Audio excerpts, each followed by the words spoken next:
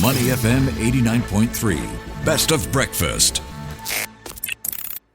The Bigger Picture, only on Money FM 89.3. Welcome to The Bigger Picture. Recently, global travel app Skyscanner co-commissioned a survey to explore how Singaporean travelers are juggling their wanderlust habits with financial realities. And according to the results, 40% or 2/5 of them say that saving for travel is more important than other financial goals. Joining me to unpack some of the key findings from the survey is Cyndi Hui. She is a travel trends and destination expert at Skyscanner. Cyndi, good morning. How are you?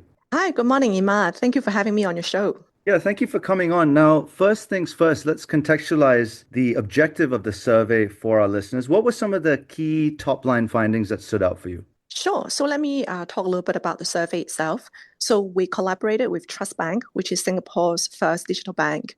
And we launched this survey called the Savvy Travel Survey. And it really focuses on looking into how Singapore travelers are seeking travel as a financial priority. We also look into the challenges that they might be facing when it comes to planning for their travel from a financial perspective. One of the key findings is that 81% of Singapore travelers say they feel confident about making financially smart decisions when it comes to travel planning. But at the same time, 69% still find it challenging to stick to budget in their holiday. I guess this is a bit of a gap between the intention and execution. Like they might be starting out, feeling quite confident about setting a budget, but then finding it sometimes quite difficult to stick to that original budget. So Skyscanner being Singapore's best travel ally, we want to make travel planning easier. So we have teamed up with Trust Bank to do the study, but also to share some of the tips and solutions that can give Singapore travelers the extra bit of help when it comes to planning for their trips and stretching their dollars. Okay, we'll dive into some of this year's findings in a bit. But first, I want to know, how do these survey results compare with previous surveys? Are Singaporeans traveling more or just differently? Yeah, vast majority of Singaporeans are still looking to travel more or the same in the future. And this is consistent with our previous finding. The last survey we did was end of last year for the Travel Trends 2025. And Singapore travelers are already quite savvy to make it happen. So even though,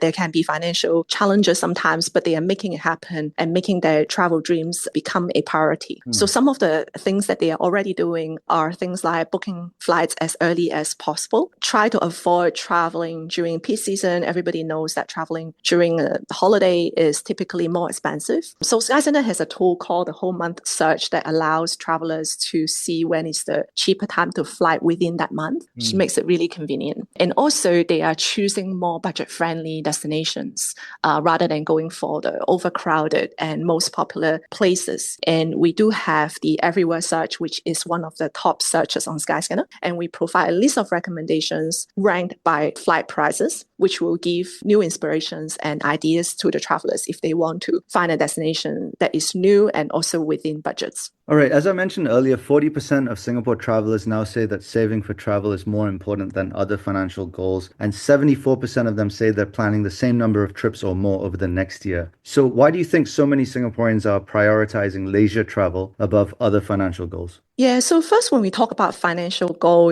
typically we would think about things like buying a house or some, bigger decisions that we have to make. And travel has become one of those things in the considerations, mainly because of how crucial people perceive travel to be in everyday living. And some may even argue that travel and experiences that you get from travel is one of the best investments of their lifetime, right? As you mentioned, 40% are thinking that this is more important than other financial goals. And we think that it boils down to many reasons for different people and probably different for different individuals. But there are a few common themes that we can probably related to. The first one is in terms of the prioritization of intangible experiences over tangible goods. In the last travel trends survey that we did that looks into the trends and the experiences that travelers are looking for, what we find is that there is an increasing need for travelers to have the cultural immersion and experiences that are aligned to their individual passion, be that playing a sport or watching a match overseas with fellow fans, or even going overseas to experience an immersive art gallery. These are the experiences that they are increasingly craving for. The second reason could be due to the flight capacity and also frequency returning back to normal. After COVID, it was quite constrained in terms of the capacity. So in recent times, it's become more accessible for travelers and more choices, and also easier to find a good deal as well. So these reasons have actually allowed more people to travel. And also there has been some new routes that are being launched. For example, like Luban Bajo and Phu Quoc. These are the new routes that have been recently launched in Singapore with direct flights to these destinations. I actually visited Luban Bajo before the direct flight started. And now that there is a direct flight, I checked that the time to go there is halved. Also, Phu Quoc, recently I went there with my family, just less than 2 hours on a direct flight. Perfect for a short getaway. You get pristine beaches, affordable luxury resorts that can cater for really big groups, and really like nice attractions that are suitable for families with young kids and even, elderly parents as well. And thirdly, it's also the SGD remaining to be extremely strong. So against a lot of the other currencies, whether it's AUD or yen or, other Southeast Asian currencies, SGD remain to be quite strong against most of the other currencies. And we found that a lot of Singapore travelers are taking advantage of that to stretch their dollars elsewhere. It's very common for me these days to hear like from my friends or colleagues that they went to Bangkok or KL for a few days or, even nearby places. And when I asked them, what are you up to when you got there, the last weekend or the last getaway? And often they say, oh, no, nothing special. I just ate in a shop, but it's much cheaper than in Singapore. Yeah. So that's definitely a really attractive reason for people to go overseas and change of scenery as well. No, interestingly, many Singaporeans are willing to travel in these uncertain times, but the survey results also point out that they find it challenging to manage their travel budgets. So, Cindy, why is this so, and what are the biggest financial hurdles that they face? Yeah, from our survey, we find that 7 in 10 Singapore travelers find it challenging to budget for their holidays. Often there is a mismatch between what they expected to spend and the reality. They're prone to overspend, mainly because perhaps when they're on the trip, they want to make the most of it, and there is an urge to splurge and enjoy the moments.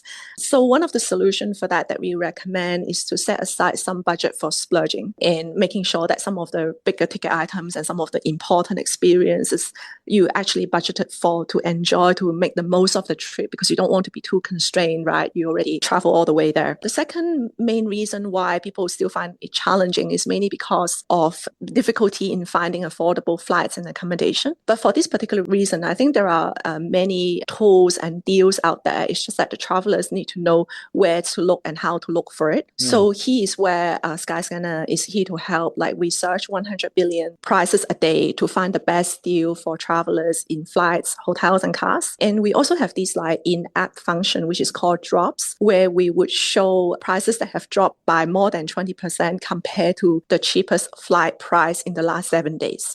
So if you are spontaneous enough and flexible enough, this is where you can really find a good deal. Which groups of travelers find budgeting the hardest, and which groups manage it better, and what factors might explain that? Yeah, I think all age groups find it challenging when it comes to, budgeting and not overspending.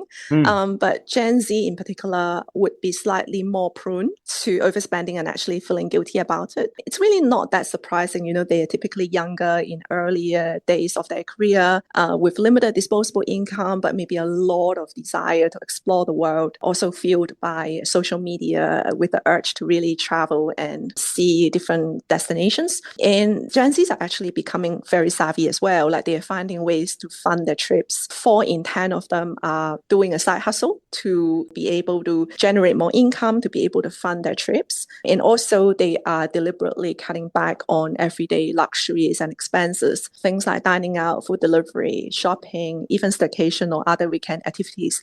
They're trying to cut back to save enough for their next holiday. I think linked to this last question is the fact that the survey shows 95% of Singapore travelers are making what you've called smart pivots to stretch their dollar. So can you share some of the most effective strategies that you've seen? Yeah, we've already touched on some of the ones that a lot of travelers are aware of, like, not traveling during peak and finding budget-friendly destinations. But on top of that, there's also ways to save when you're planning a trip. For example, a lot of Gen Zs are actually traveling in bigger groups with their family and friends so that they can split some of the costs. Like think about, hiring a car, maybe a 7-seater. If you've got a bigger group and share amongst the group, it will become more affordable. And also cutting back on the day-to-day expenses, which we touched on earlier. Even things like, coffee. If you cut down on one coffee a day, you can actually save quite a bit that can go into your next trip. When it comes to during the trip itself, there are also multiple ways to save. Like a lot of travelers are opting for more casual dining and street food instead of the expensive restaurants. Also considering free or low-cost attractions rather than going for all the big ticket attractions. There is also opportunity to save on credit card fees if you look around for different payment options, particularly in saving on foreign exchange fees. That's also one of the common ways that people can save quite a bit. On top of that, some of my personal favorite hacks maybe I can share is mixing and matching different airlines and airports. Like you don't have to travel with the same airline outbound and inbound for your trip. And if you've got slightly longer days, you could potentially do a multi-city trip as well, where you can take off more destinations in one go. Sometimes there's no extra cost in doing that than a direct flight. And on Skyscanner, you can actually add up to 6 destinations in that multi-city trip. I also like to set price alerts. Sometimes when I'm traveling with other people, I'm not ready to book yet because I'm waiting for my friends to confirm their availability and leave days and things like that. So I would set up price alert, and if there is any changes to the prices, at least I would be informed so I can take action quickly. All right. Well, whether travel remains a key financial priority for Singaporeans heading into the year end and into 2026 remains to be seen. But for now, that desire remains pretty strong as per survey findings published by Skyscanner. And we've been discussing them with Sindy Hui. She is a travel trends and destination expert at Skyscanner. Cindy, thank you so much for your time this morning. Thank you, Imad. You're welcome. Stay with Money FM 89.3. Before acting on the information on Money FM, please consider if it's suitable for your own investment objectives, financial situation, and risk tolerance. To listen to more great interviews, download our podcasts at audio.sg or download the audio app. That's AWEDIO, audio at the App Store and Google Play.